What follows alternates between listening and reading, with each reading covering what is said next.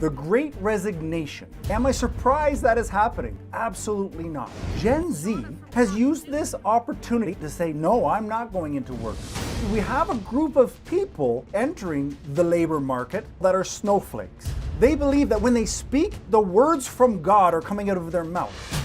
I was managing at a company, and a 23-year-old man wasn't feeling so well, so his mother called in sick for him. Are you kidding me? Edwin, they sent me your video. That video showed me a child in an adult's world. You didn't have the nerve to talk to these managers face to face. You took your ball and said, I'm going home. This will haunt you in your career. There's no problem with quitting, but to blow this up on social, making a spectacle out of yourself, that's a losing way to end a career. We've created these snowflakes by allowing everybody to be a winner, and all we've done is create a bunch of losers. Because they show up to work, that automatically means they get their trophy. You don't get an arts degree and think you're going to run the company. It does not work like that. I'm sorry, my snowflake friends.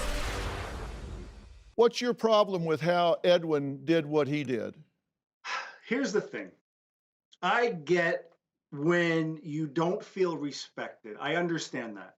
But what I saw was a child acting out, lashing out, that hasn't been taught how to have hard adult conversations. I saw somebody hiding. Oh, okay.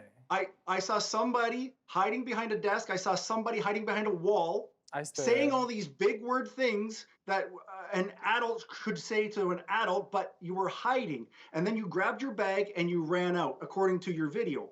And I didn't say ran, I said walk. A generational problem. I mean, as far as like what I'm taught, like you don't know what I was taught. You weren't there. I wasn't hiding behind hiding anywhere. I was in the office where, you know, all the managers be. So if anybody wanted to come say something to me, they could have said something. Why didn't you go to your manager and say, hey, let me look you in the eye and tell you I'm quitting because of the way you're disregarding me, the way you're treating me. I'm just telling you straight up, eyeball to eyeball. Mm-hmm.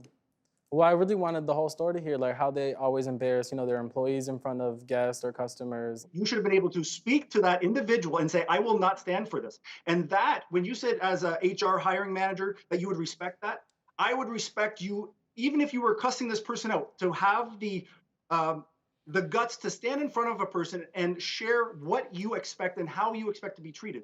But to go and say you weren't hiding, I saw you were hunched over the desk, speaking into your, reading your notes and speaking into the phone. That was cowardly, no matter what you say.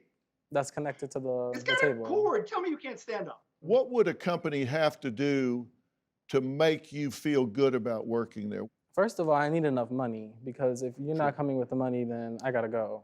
But secondly, like, don't talk to me like you're talking down on me. Like, talk to me like, you know, like how you would just talk to anybody else. Like, don't try to talk down on me because you're a team leader and I'm an employee.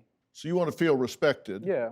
You want to feel valued for what you're doing. Yeah. Of course, you want to be paid a reasonable amount, and that at least something livable. Do you have what you consider what I call consequential knowledge?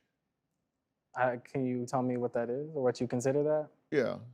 Consequential knowledge is something you bring to the table that value would be missing if you weren't there. Yeah. Something unique to you that you bring. Then yes, I do have that, because if you're not going to value me as an employee, I'm just going to go somewhere else, or I'm going to, you know, do my own thing, and I value myself enough to leave when I feel like, you know, I'm not being respected enough.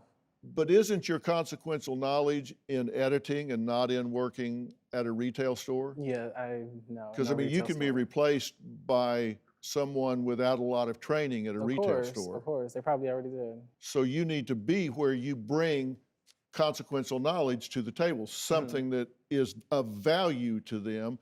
That's where you get up the pay scale. Do you have a story or a question for me? Click the link in the description and tell me what in the world is going on.